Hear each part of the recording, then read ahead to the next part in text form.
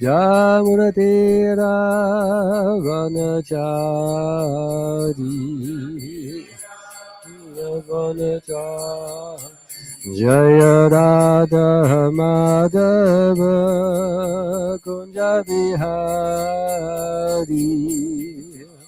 Madhava Kunja Bihari Jaya Radha Madhava Kunja Bihari Madhava Kunja Bihari Jaya Gopi Jana Vallabha Girivardhari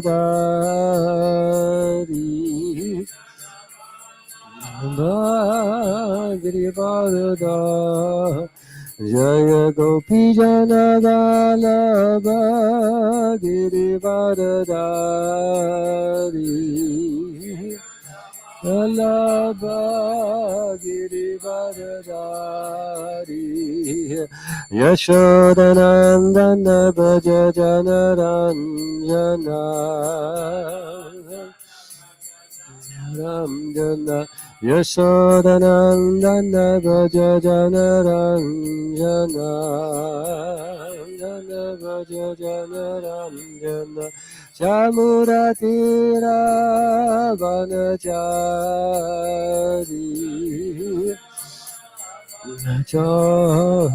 Chamuratira Vanachari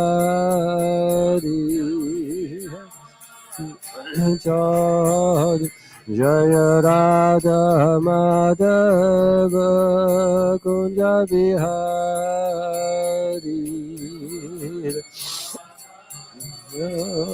Kunja Bihari Jaya Gopi Jana Vallabha Girivardhari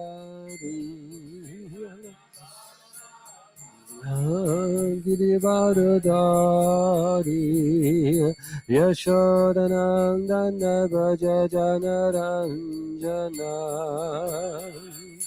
Bhaja Janaranjana Chamuratira Vanachari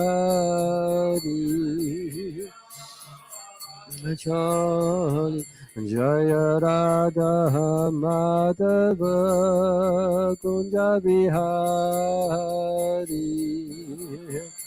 Madhava Kunja Bihari Jaya Radha Madhava Kunja Bihari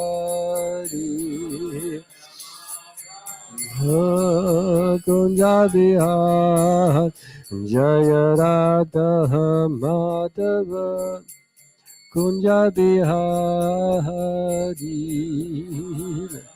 Madhava Kunja Bihari Gaura Premanandi Hari Hari Bo Jayam Vishnupad Paramhams Rajakatav Asto Sati Divine Loving Grace A.C. Bhaktivedanta Swami Srila Prabhupada Ki Jai Ananta Kota Vaishnava Vrinda Ki Jai Namacharya Srila Haridas Thakur Ki Jai Prem Se Kaho Shri Krishna Chaitanya Prabhu Nityananda Shri Advaita Gadadhar Shiva Sadi Gaura Bhakta Vrinda Ki Jai Nitya Gaura Premanandi Hari Bo All glories to Samba devotees. All glories to Samba devotees. All glories to Samba devotees. All glories to Shri Guru, Shri Gauranga. All glories to Srila Prabhupada. Okay, Om Namo Bhagavate Vasudevaya. Om Namo Bhagavate Vasudevaya. Om Namo Bhagavate Vasudevaya. Okay, do you still read from the Lilamrita? Yeah, a little bit. Okay. Let's read a few minutes from Prabhupada, your ever well-wisher. So, the last instruction is the title of the chapter. And just read. An ideal spiritual teacher, acharya, always acts in such a way that others may follow his example. As Srimad Bhagavatam states, these great souls who cross over the ocean of birth and death by taking shelter of the boat of the lotus feet of Krishna miraculously leave the boat on the side for others to use. And Srila Prabhupada's disappearance, by its perfect example, affords all conditioned souls the means for meeting the greatest of all dangers. An auspicious death is not merely a matter of psychological adjustment, so that one may die without regret or without becoming unduly upset. The real point is that at the time of death, the soul must leave the body and take his next birth. Only the Krishna conscious soul can leave this world of birth and death and attain an eternal blissful life in the spiritual world. Therefore, one's life is tested at death. I presume at this point in this edition, Prabhupada's left the world. Just concluding last couple of pages. I'll read one more paragraph. Death means the soul cannot stand to live in the body anymore. Whatever the material cause may be, the situation has become unbearable for the soul, and leaving the body causes great distress. The sastras therefore advise us to get free from the cycle of repeated birth and death, meeting an inauspicious death and being dragged down to the lower birth is the most fearful thing for the living being. So repeat that again. Meeting an inauspicious death and being dragged down to the lowest, I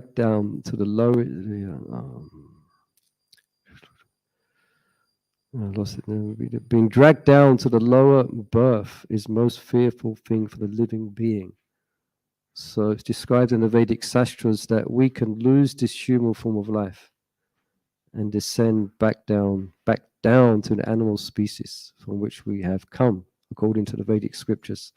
The soul transmigrates through 8,400,000 species of life. And this human form of life is an opportunity to escape. But if we don't make use of it, then it's described here by Satsvarup Maharaj, we get dragged down to a lower birth it's the most fearful thing for the living being. So fearful is it that we may try to ignore death altogether. Death is painful because the eternal spirit soul is placed in a most unnatural situation. Although he is eternal and should not have to die, he is forced to die because of his connection with the material body. At death, the eternal soul is forced to leave the body for a destination he knows not. Thus, he is full of fear and suffering. The pain and fear is usually overwhelming, and one thinks only of material attachments or bodily pain. Therefore, King Kulashekara prayed, and Prabhupada often quoted, quote, "Please let me pass away, not in some prolonged contemplation of my bodily death, but just while I am chanting Hare Krishna. If I can meditate on you and then pass from this body, that will be perfection." Jai Srila Prabhupada Leelamrita Ki Jai. Srila Prabhupada Ki Jai. Srila Prabhupada set the perfect example for us. He left this world preaching Krishna consciousness. Okay, let's read from Srimad Bhagvatam. So we're reading from the 7th canto, chapter 2, text 13. Is that correct? That should be right.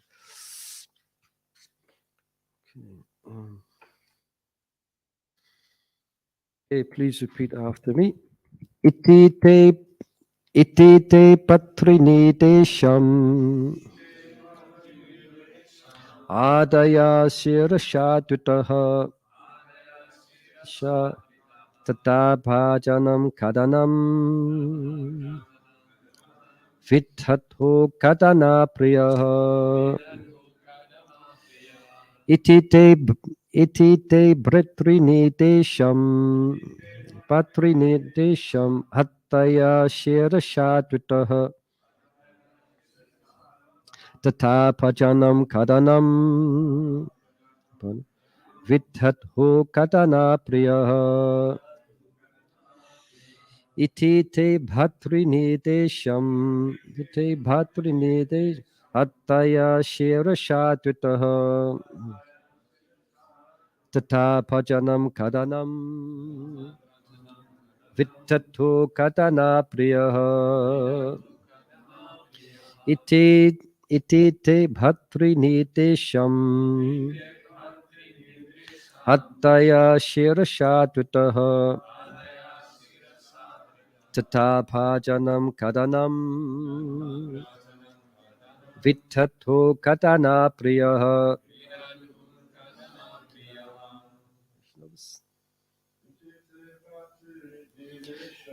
Edite vachinedesham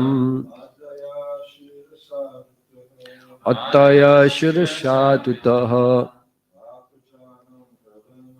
tabhajataram karanam vittato katanam priyaha itite bhratrinidesham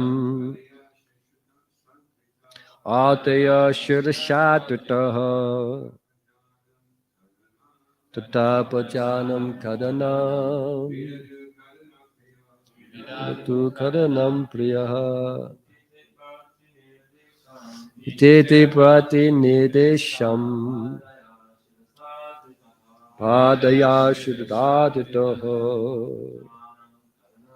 Madhusara karanam pitasu kadana priyaha. Ladies, please. Itite pritanidesham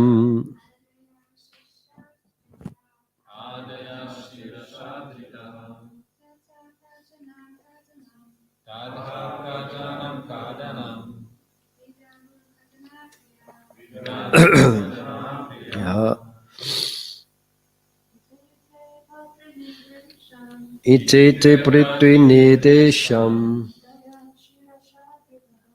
Adaya shirashatutaha Tatapajanam kadanam Vittatu katana priyaha. Okay, word to word and translation and purport by His Divine Grace, A.C. Bhaktivedanta Swami Srila Prabhupada Ki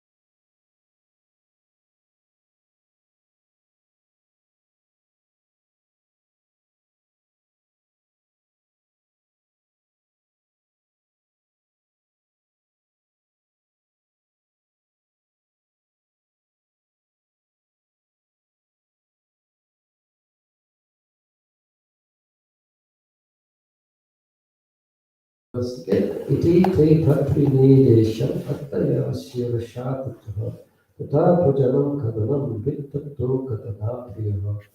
Thus, the demons, being fond of disastrous activities, took Hiranyakashipu's instructions on their heads with great respect and offered him obeisances. According to his direction, they engage in endless activities directed against all living beings. Now, all Vishnu Krishna Prasad Relation, Bhakti without the Swami. Namaste, Saraswati Devi, Bhumi Bhani Prashadani. Nivasesha Sunyavadi, Prashta Kumari Siddhari. Jai Shri Prabhupada Ki Jai. Hare Krishna. Hare Krishna. So this is very, well, the whole Srimad Bhagavatam is very exciting. Srimad Bhagavatam gives accounts explaining the different incarnations of the Lord, as we know is being spoken by Sukadeva Goswami to Maharaj Parikshit. And Sukadeva Goswami has compiled all the, he's presented through this little succession, this Srimad Bhagavatam, which actually describes the glories of the Lord, obviously. In the very beginning, it's stated, describes the actual tattva. Tattva means truth, or the truth of the Supreme Personality of Godhead. So it's a pretty good book to read, isn't it? The truth, we say, of God. Yeah. Who He is, why He is, who He is, does He come, why does He come, and what does He do? And also about His devotees as well. Describes. And here we're hearing about one specific devotee that you will hear about. This is just the second chapter of the seventh canto. There's a lot more chapters coming. And it's specifically about one great devotee is real love. That's Prahlad Maharaj. And it's a great story. And his father, he is a great devotee of the Lord from birth. He was born devotee. Yeah. Even within the womb, he was preached to. We may not be able to understand how. Normally, we may not comprehend how a jiva within the mother's stomach can hear Srimad Bhagavatam for attention. But the sound vibration was there. Anyway, so this devotee, Prahlad Maharaj, is a great devotee of the Lord. And his father is mentioned here, Hiranyakasipu. Has anyone not heard of Hiranyakasipu? Only one person not heard of Hiranyakasipu. Yeah. Hiranyakasipu. He is the archetype what's called demon. And his son is a great devotee. Yeah. If you've not read Srila Prabhupada's books, or you've not heard Srila Prabhupada's lectures, then the word demon might come up Prabhupada here. Prabhupada himself didn't spare no expenses in, or basically he's quoting from another book called the Bhagavad Gita, chapter 16. You heard of this? Chapter 16, I was reading this last night. The divine and demonic qualities. Yeah. So, Hiranyakasipu, he, as the story unfolds, he wants to kill his son. Why? Because his son's devoted to Krishna. So he's the archetype, yes, the point. He's the archetype demon. So, and Prabhupada is the point I was making as well. Prabhupada mentions in the purple, in the present day, scientific advancement exemplifies such envy. So it's an interesting statement. Normally, we're quite proud of scientific advancement, isn't it? And we want science to advance. We're not against science, but Prabhupada here is saying in the present day, scientific advancement exemplifies such envy. Yeah. So what does Prabhupada mean here? So he's speaking about the demonic principle. Yeah. Hiranyakashipu was the archetype demon that he wanted to, as Nrsimha was nicely mentioned yesterday, somehow inconceivable to us because we know to some degree the glory of Krishna, the glory of the Lord, and his obviously his position as being eternal. And so how can one kill God? Yes. So Hiranyakashipu, this was his mission, because he was very angry. Why was he angry? Because Vishnu had killed his brother Hiranyaksha. Yeah. So somehow now, so as these scientists, so-called scientists, they specifically they try to do away with the need, or you could say, part of reading yesterday, Prabhupada said the demon scientists. So not all scientists are demons, yeah. But the demonic scientists, they want to create, or they want to put forward the theory that God does not exist. We do not need to believe, or we do not need to accept the principle of God. We do not need it in human society. Yeah. This is according to the Bhagavatam. This is demonic. Yeah. So they may not have like Hiranyakashipu. He has different forms. He has a human type form, and that's the whole story how he got that very powerful form. But he also has he can manifest a very very, I could say, very demonic features. Yeah. And we hear descriptions of demons in the Srimad Bhagavatam. Yeah, one was mentioned before when we was here last. One demon who actually was a devotee. What's it? Vritrashura. So let's just concentrate on the demonic body he had. Yeah. Although he was a devotee. That's another whole story. Yeah. So he had fangs and sharp teeth and coppery hair and red eyes. So it's great. But here, demons means, in this context here, this Prabhupada highlights this in the Prabhupada, and he quotes the 16th chapter of Bhagavad Gita. To go hit the heart, that's 16, chapter 16, text 9. Yep. They engage, the translation here is they engage in unbeneficial works which will ultimately destroy the world. Yeah. So that's what they've done with their so-called scientific knowledge. Yeah.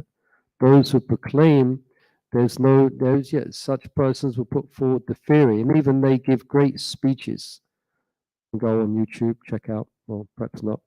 But you can see they will stand up and they will give great, like an atheist will give a presentation on the title, like, there's no need for God. Or one of the earliest persons to do this was, who's that philosopher said? Nietzsche, isn't it? God is dead. Yeah. So his principle there, he was a scientist. No, he was a philosopher, isn't it? Nietzsche, philosopher, scientist. And his principle, this was the principle he was putting forward, that the hypothesis of God is not relevant. Yeah. And in some countries, isn't it? Is it? And please forgive me if I'm mistaken. No offense to China. As far as I know, in China and these places, even in the dictionary, I've heard that there's no word for God. Is that true? You heard that? I heard something like that. I don't know if it was a Chinese whisper. Yeah, there's no word for God in the dictionary. Yeah.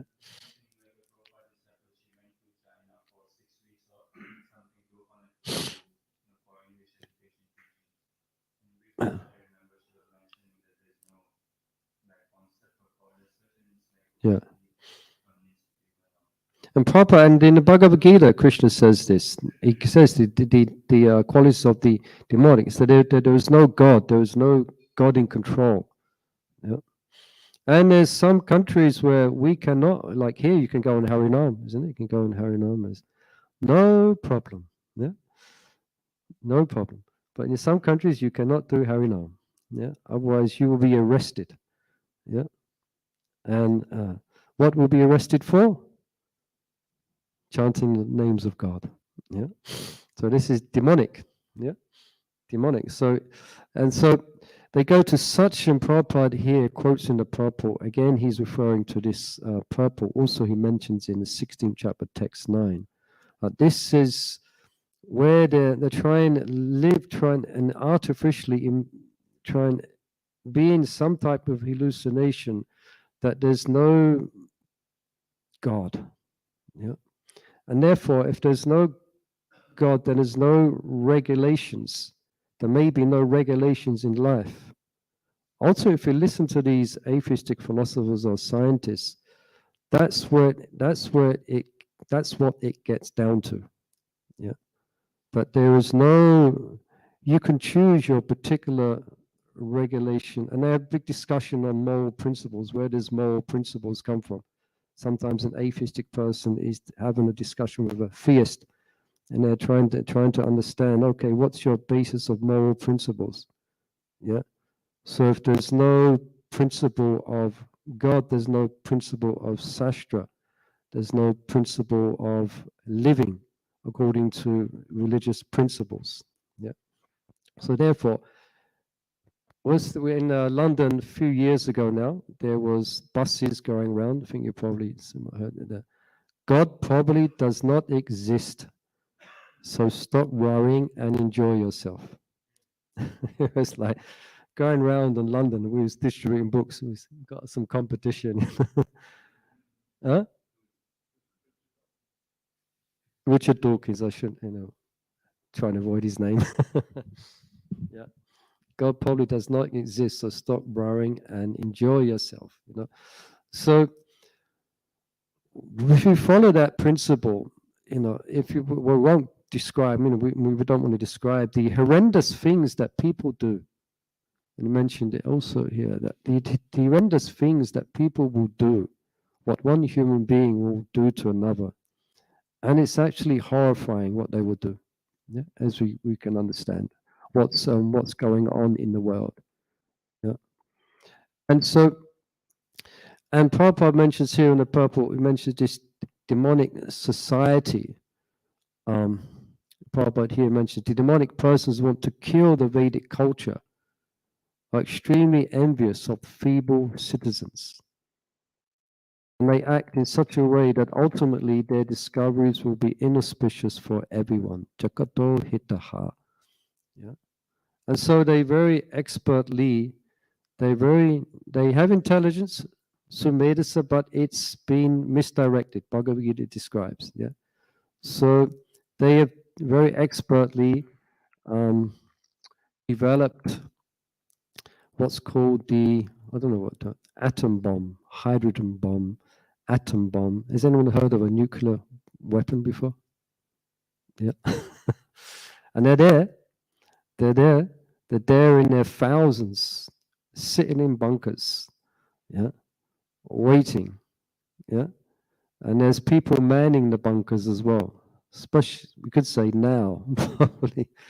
They're sitting there, waiting for some direction coming from above. And they open up the locks, they press the codes, and the shutters open. And there are nuclear weapons coming here, going there, going everywhere. Yeah. So this is, and also, it's this demonic society. Yeah. Where persons are not taught principles of God consciousness. Previously in Vedic times, for the most part, although even in Vedic times, apparently, there was some Gnostics or some atheists. Yeah. What was that saying of one atheist Prabhupada quote? If you ever just get ghee. What's that? Huh? Yeah, what's the philosopher? The Vedic. Chavak Muni, yeah. So he was present hundreds of years ago, not exactly when, but so Chavak Muni. Yeah.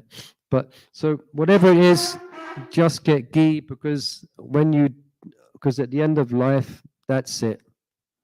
You're dead. there isn't anything else. Like when you're dead, you're dead. Yeah. There's no such thing as a soul. So this is what atheistic principle teaches. There is no soul. Yeah? There is no God. There is no soul. There is actually no meaning to life. Yeah. But in Jai Shishikorintai Mai Posha Shiki Jai. Yeah. But in the Vedic setting, when we say Vedic setting, we're describing a society or a time when the world was governed by righteous kings. Yeah. And these righteous kings were known as Raja Rishis, and they were saintly kings. And they would take advice from learned, God-conscious persons, known as Brahmanas. And the whole of society was the center of society was worship of Vishnu, or worship of the Supreme. And they all understood very clearly that this body is temporary. And my duty in life is to develop, okay, we satisfy our material desires, excuse me, but our ultimate goal in life is to return back to Vishnu. And the whole of this, difficult for us to imagine, but the whole of society was based on dharmic religious principles. Yeah, like even now, or even contemporarily speaking, even in the past 150 years ago, perhaps further, then person's recreation, for instance, was always focused around religious activities. Yeah, generally. Yeah, there was all like you could say the church on a Sunday. Yeah. So in most countries throughout the world, you will find that their culture, the arts, and the cultured plays, arts, entertainment was always around spiritual principles. Yeah. For instance, in the Vedic setting, say in the East, probably else that the persons in general, they would hear, watch plays, troops would travel, not troops as in fighters, but like actors and the theaters, they would travel from village to village, and in the evening they would put on plays, or they would give recitals of the Ramayana and the Mahabharata. Yeah, all the villagers would come. Yeah? And persons generally at those. Yeah, another point here that they persons generally their lives were very much, because they was led by spiritual God conscious principles. Life was amazingly simple. Yeah, was much more straightforward than it is now. Yeah. Prabhupada, I was looking at some lectures where Prabhupada gave on this from chapter 16, text 9. He's describing how the modern civilization and everything that comes of it is a result. It's in Ugra Karma. Yeah, how complicated it is, how difficult it is. Yeah. It's very difficult to make one's way in life. Things are short. Yeah, the persons are forced to work. How many hours a day? It's not. How many hours of work? You work? 7, 8. That's quite small. People are forced to work so many hours, yeah, just to try and make ends meet. And the point I'm making here, that actually modern society, in trying to put God aside, has made everything very, very complicated and difficult. Yeah. Whereas previously, persons led God-centered, spiritual principle lives, and everything was supplied. Yeah. It's described in Bhagavad Gita as well, that in the beginning of creation, the Lord of all creatures sent forward generations of men and demigods and blessed them by saying, "Be thou happy by this sacrifice, because by performing, engaging this yagna sacrifice, you will get everything that you need. And at the end of life, you will obtain liberation." Yeah. In the modern setting again, where they try in the illusion, and there's so, actually I was reading yesterday as well that so many reversals and so many difficulties is actually coming because of persons, because society or leaders and society in general is going away from spiritual principles. Yeah. So could we say that the difficulties in the world, are they increasing or decreasing? Increasing, increasing, increasing. Yeah, because going further and further away from dharmic principles. Yeah, so it's becoming more and more difficult to live. Yeah, difficult to So and as Srila Prabhupada and again is we are yeah There's some points from this chapter 16, text 9. I took down, very interesting. I ended up reading the whole, most of the verses from chapter 16, very Prabhupada's purports. He describes here, some of the points he makes is that we're leading the world to destruction. Yeah. So the world is being led to, so we think we're quite comfortable, but we're being led by persons who are of demonic nature. Yeah. So we shouldn't expect everything to go cushy. It's going to get very difficult. Yeah. I'm sure a bit of a doomsday class. So probably they're leading the world to destruction. Like at the present moment, on the seeing on the buses and the on the advertisements, you go past the seminars. There's this Oppenheimer. What's it? Person who discovered the nuclear bomb. Yeah. What a wonderful service he did to mankind. Oppenheimer, is that it? Oppenheimer? Yeah, Oppenheimer, German. Yeah, I think Oppenheimer, originally German, and he was, he created the nuclear bomb. Well done, Hare Krishna. Yeah, I heard that he learned Sanskrit to read Bhagavad Gita, and when he saw the from his lot, and he thought of the 12th, he thought of the Lord's universal form. I am Vishnu. And he saw the cloud. I don't know exactly how I did it, just dramatically. He saw the devastation, the cloud. Time I am, the destroyer of all the worlds, you know. And we have to say, going off the track that's going here, but just that it's been done, hasn't it? It's been done. Hiroshima, excuse my pronunciation, and Nagasaki. Yeah. It was done. Yeah. Hundreds of thousands of people just killed, you know. So everyone's looking a bit worried. But we have the shelter of Krishna. Yeah, we have the shelter of Konidai and Mayapur Shashi. Yeah, so we place ourselves in the Lord's hands, you know. Yeah. So Prabhupada says they have no concept of God and they think they're advancing. Yeah. Think they're advancing. Yeah. It's like we have these, you know, we all have mobile phones and so-called. The illusion, we think that is advancement, but it's not. Yeah. It's not. In one sense, it is, but in another sense, it's not. Okay, we can use it for Krishna consciousness communication. Yeah. But actually, in previous times, they didn't invent all these things. Why? Well, what's the need? You know, we got out. They just was the society was focused around the village, isn't it? And Prabhupada something makes this point. Now they're so advanced that now they've invented in the demonic society. And in one sense, they're so expert at sense gratification, isn't it? So therefore, we used to have horses which would take people from village to village. Yeah.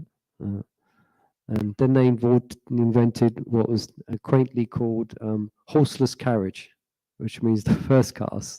I think, and in central London, then the average speed during horse cart days was like something like 10 miles per hour. Now in 2023 in central London, the average speed is 13 miles per hour. And you think about what goes behind the car and the engine is fuel, isn't it? And you won't believe what one country will do to another country to make sure they got petrol, they got fuel. This is one of the major things in the world, you know. Who's got the petrol? Who's got the oil? And I won't go into details of different, you know, but what one country will do to another just to maintain this. And back to the point. I see I'm getting different directions.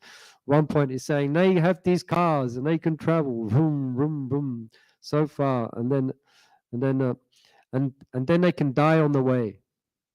They can get killed on the way, easily get killed on the way. So they then also mentions that they work all hours of the day. Then in the morning they travel to work 2 hours in a train, and then they get to work. They work so hard. Then they after work 3 hours or 2 hours in train, then they get back home.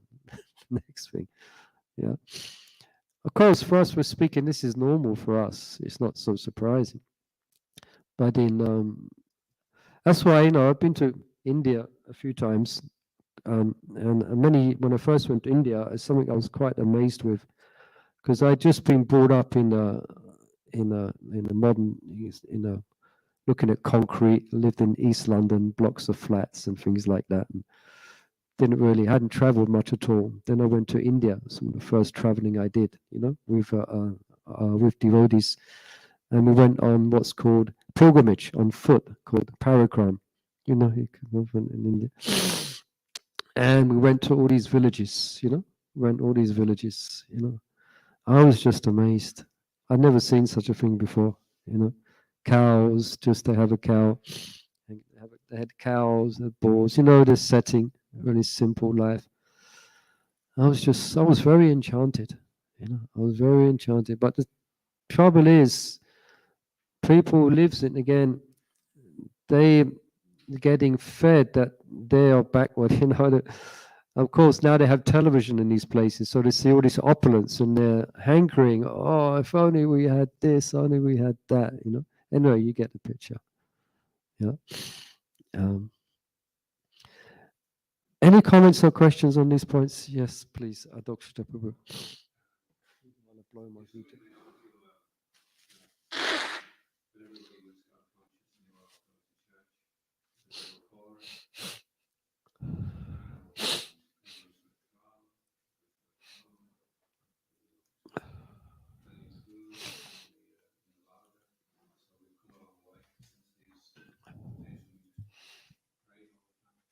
Yeah, everyone heard the point. So some may say that now, now compared to the past, we have food is more readily available.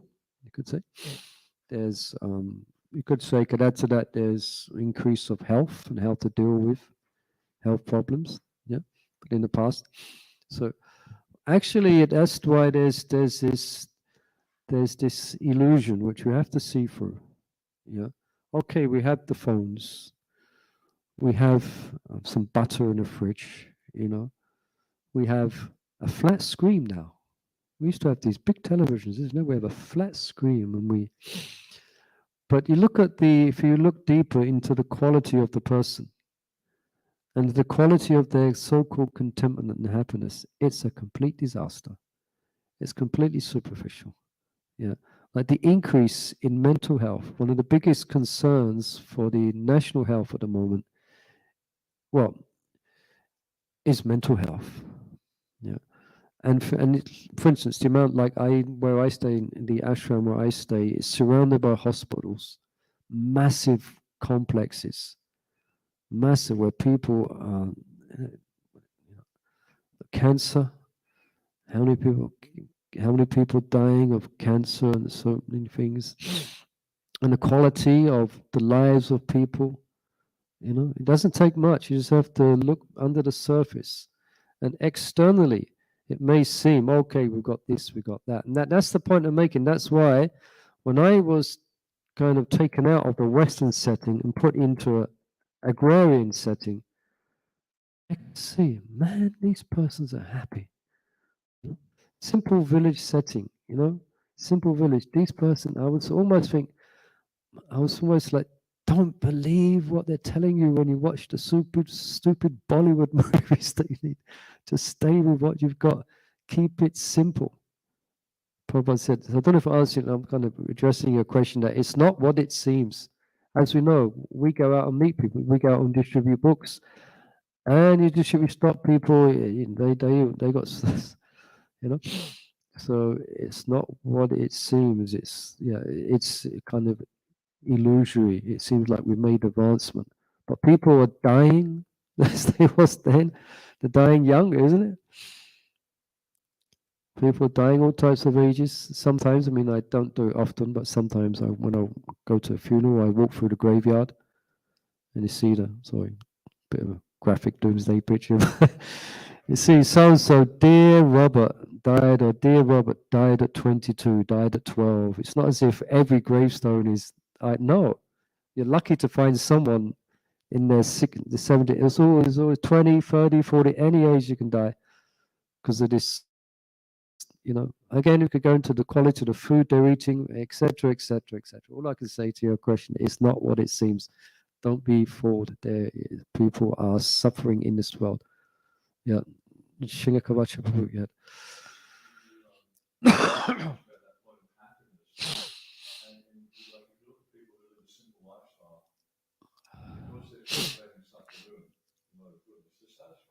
Yeah. Passionate.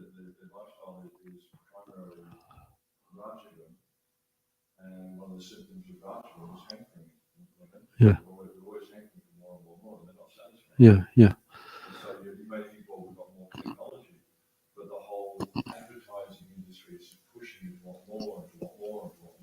Yeah. Exactly. Yeah. How much stuff we have in a house that we don't need. Yeah. Yeah. We've been brainwashed, but half the things in a house, you've been brainwashed to think that you need it. Yeah. Yeah. Yeah. Yeah. The biggest, yeah. We was just in America. We was just in New York. And you're right. Everywhere there's in London as well.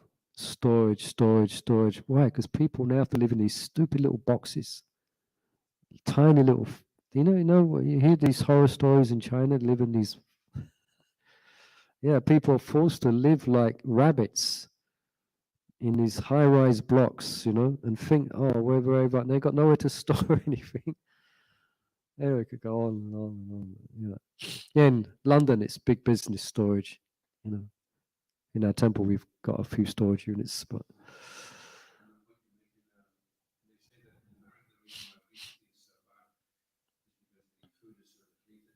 yeah, yeah, yeah, yeah.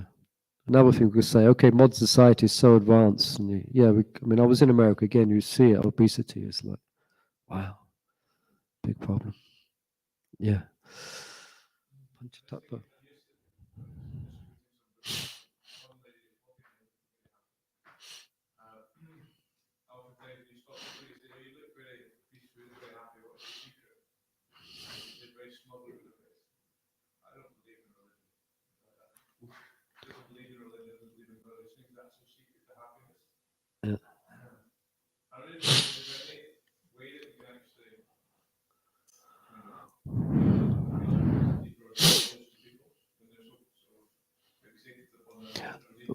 It very much depends on the person you're speaking to.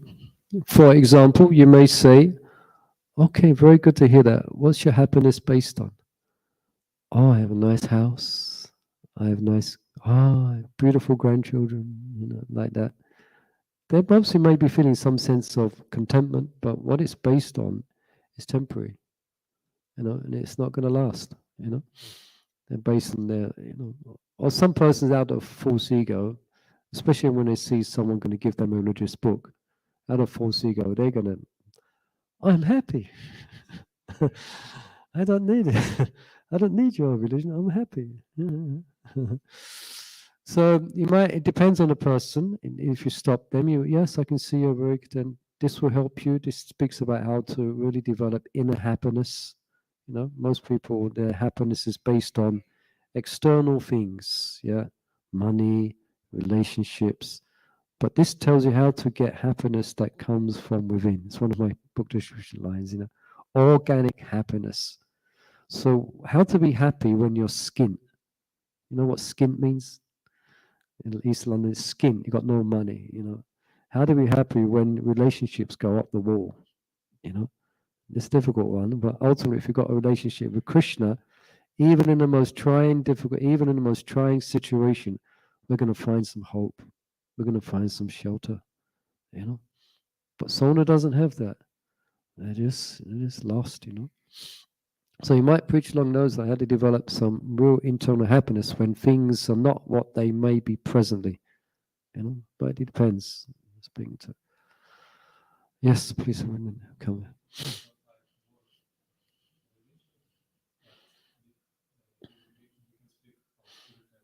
Yeah, yeah. If you,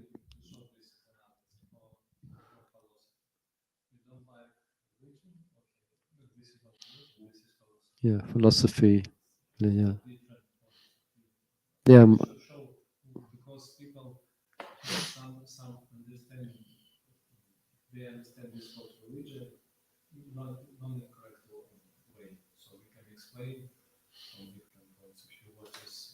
yeah. Like myself, before I joined, I used to avoid any religious people. Whenever I see any Jehovah's Witnesses or any Christians on the high street, I would cross the street. I wouldn't go. I didn't want to. I didn't read the Bible. Didn't want anything. I was trained by my mother. She was an atheist. You know, she was such an atheist type that even when the Jehovah Witness would knock on the door, she would run down the door and shout at them and slam the door. So I was trained up as a pretty good atheist. But I ended up not being a faithful atheist. But the reason I read one of Prabhupada's books, because it didn't say anything about religion on the cover. It said self-realization. I thought, oh, that's pretty cool, man. Let me read about self-realization. Then I started to read it. So Prabhupada's arguments for the existence of ultimate the soul. I thought, my God. I got scared in the end. I closed the book. I'm not shouldn't carry on reading this book. I'm going to become one of those religious people. But your point's good taken. Thank you for reminding me of that as well. You present it differently. You don't present it as what they might not be, what they might be averse to. Yeah. Okay, one more question. Yes, please.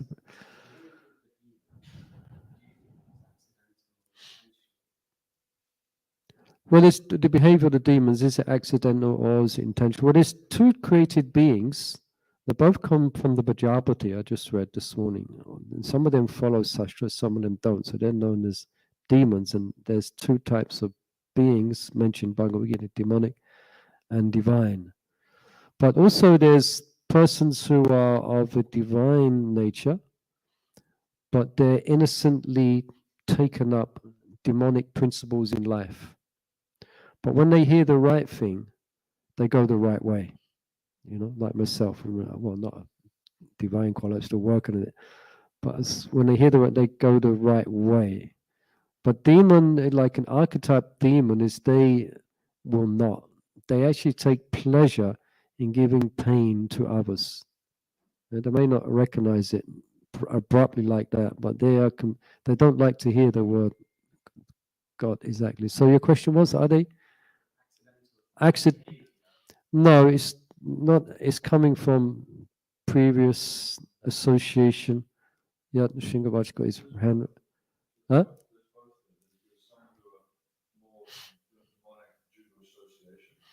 Yeah, Shanga.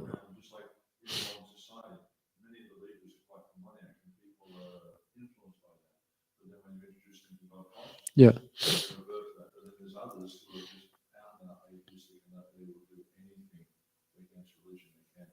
Yeah. Like Hiranyakashipu.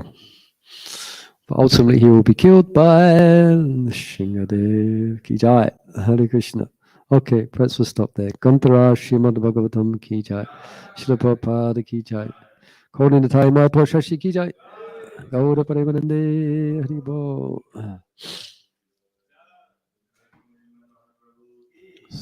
Sorry for the doom and gloom class. No, we got that shelter of Krishna, so everything's auspicious. Haribo.